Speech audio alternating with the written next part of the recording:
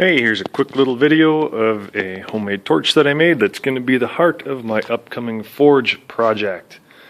It operates from less than 1 psi all the way up to 30 psi. I'm just going to shut the lights off here and I'll fire it up and let you have a look.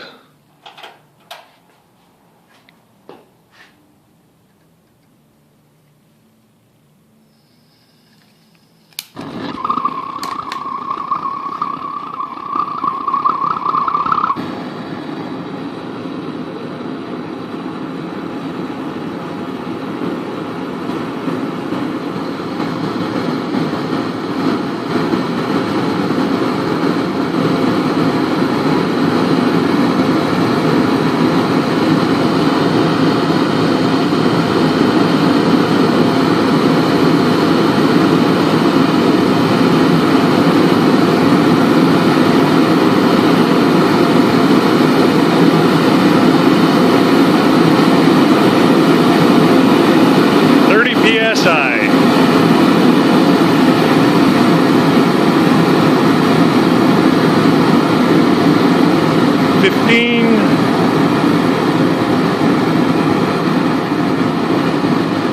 Five, 1.